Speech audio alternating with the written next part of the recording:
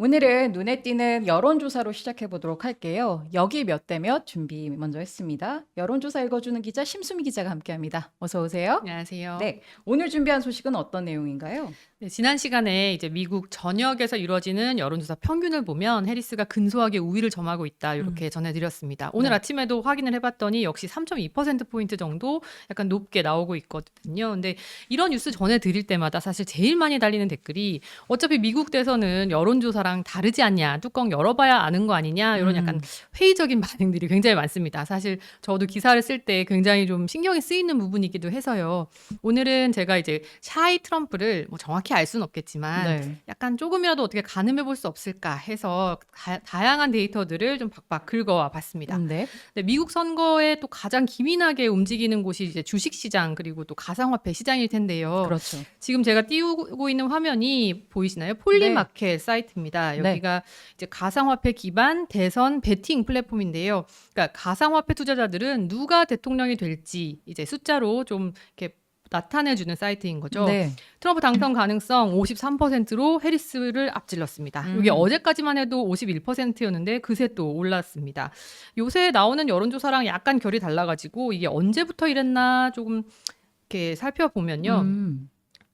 요 7월 이렇게 피크를 찍었던 때가 기억하시겠지만 이제 총기 피격 사건 직후였습니다. 트럼프의 네, 예, 네. 암살 시도가 있었던 때. 맞습니다. 이때 이제 기억하시겠지만 이제 주식 시장도 난리가 났었습니다. 그렇죠. 예, 다 뭐 대선 끝난 것처럼 마치 트럼프 관련주들이 막 일제히 급등을 하고 막 유럽 주식까지도 난리가 났었거든요. 그렇죠.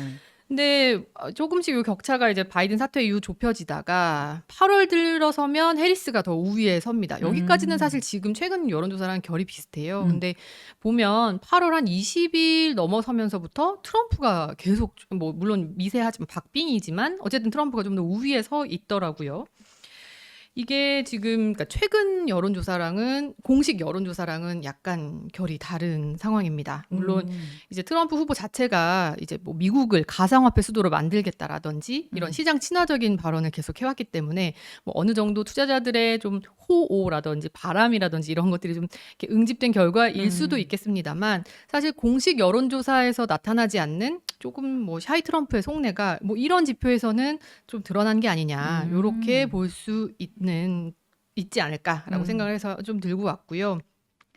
요즘 미국 언론 또 여론조사 기관 다 발표 내용들을 살펴보면 꼭 끝자락에 약간의 한 줄씩 안전장치를 걸어둡니다. 뭐 현재 데이터 이렇다고 하더라도 실제 대선 결과는 다를 수 있다. 이런 식으로요. 그러니까 2016년 힐러리 클린턴 여론조사가 더 높게 나왔음에도 불구하고 패배했던 그 역사가 또다시 뭐 반복되지 않으리라는 점을 뭐 계속 염두에 두고 있다는 것이죠. 네, 앞서 보신 그러니까 가상화폐 투자자들의 생각과 공식적인 여론조사 온도차가 있는 것처럼 이 여론조사라는 게 사실 뭐 가장 정확히 알면야 좋은데 현실적으로 그런 속내까지 다 예측할 수 있는 방법이 사실상 없잖아요. 그렇습니다. 그래서 아마 각 기관마다 이제 그런 고민들이 굉장히 깊은 것 같아요. 그러게요. 제가 여론조사 질문 항목들을 좀 꼼꼼히 살펴보면 다양하게 이제 변제구를 좀 던지면서 이제 속내들을 어떻게 조금 가늠해 볼 수 없을까 이제 고심한 흔적들을 좀 볼 수가 있었습니다.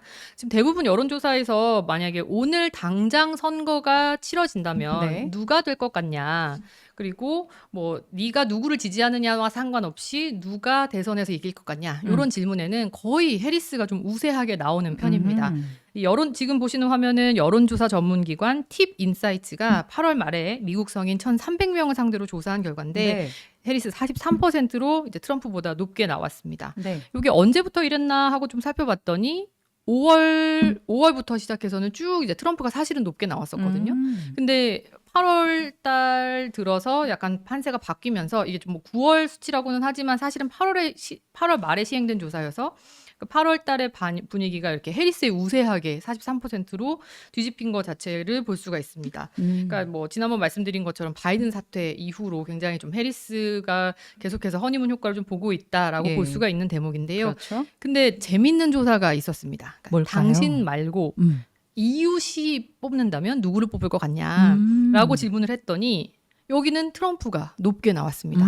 아까 보시면 숫자가 정확히 반대입니다. 지금 43대 아까 43대 39였거든요. 맞아요. 근데 남이 누굴 뽑을까라고 했을 때는 남들은 트럼프를 뽑을 것 같아라는 사람들이 더 많았던 거예요.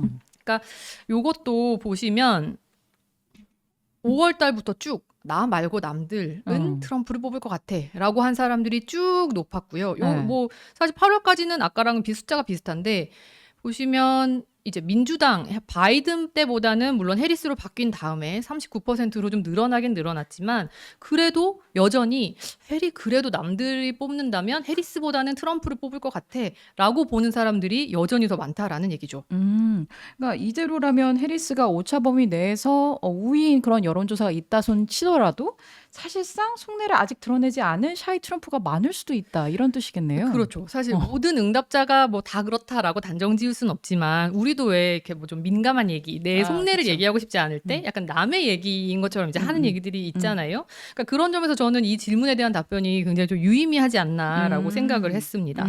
그리고 심지어는 이 숫자가 좀 더 늘어날 수도 있겠다라는 생각이 좀 들었던 또 여론조사가 하나 있었는데요. 그래요? 최근에 가자지구에서 미국인 인질이 숨진 채 발견이 됐잖아요. 그랬죠. 그러니까 이게 지금 그래서 바이든 행정부에서 굉장히 이제 뭐 다각도로 좀 뭐 휴전 압박도 하고 좀 노력을 하고 있어서 뭐 어떻게 풀어나가느냐에 따라서 또 달라질 수도 있겠습니다만 현재로서는 해리스 측에 좀 불리하게 작용되지 않겠느냐 아무래도. 이런 생각이 예. 좀 들었던 게 예. 퀴니피악 대학에서 지난달 말에 실시한 여론조사입니다. 네. 그러니까 국가에 중대한 위기가 닥쳤을 때 누가 더 잘 핸들링을 할 것 같냐 이런 질문을 던졌더니 사실 좀 뭐 근소한 차이긴 하지만 어쨌든 트럼프 후보가 1%포인트 후한 점수를 받았습니다. 그러네요. 그러니까 특히 또 이 기관은요, 뭐 이 위기 대응 역량 말고 뭐 과제 11가지 주요 과제, 그러니까 인플레이션, 뭐 이민, 낙태, 또 총기 규제 이런 뭐 주요 쟁점들에 대해서 누가 더 잘 풀어나갈 것 같은지에 대한 질문도 던졌는데요. 네. 보시면 가자 전쟁, 또 이스라엘과 하마스를 상대로 이 문제를 잘 해결할 것 같은 사람에 대해서 트럼프를 꼽은 사람들이 49%로 더 높게 나타났습니다. 오. 이게 지금 아까 말씀드린 11가지 이슈들을 쭉 펼쳐놓고 보면 네. 트럼프가 더 잘할 것 같아라고 했던 이슈가 아까 말씀드린 하마스, 이스라엘 말고도 러시아, 우크라이나, 뭐 이민자 문제, 또 경제 문제, 인플레이션 문제 이렇게 5가지였는데요. 지금 노랗게 친 부분들이 다 트럼프가 잘할 것 같다라고 맞습니다. 답한 부분들. 네. 그러니까 이거를 거꾸로 생각해 보자면 현 정부에 대해서 요 5가지 이슈에 대해서 좀 불만을 가진 사람들이 그만큼 많다라고 생각해 볼 수도 있을 것 같습니다. 제가 혹시라도 이 조사가 트럼프에게 상대적으로 우호적인 유권자들이 좀 더 많았던 건 아니겠죠?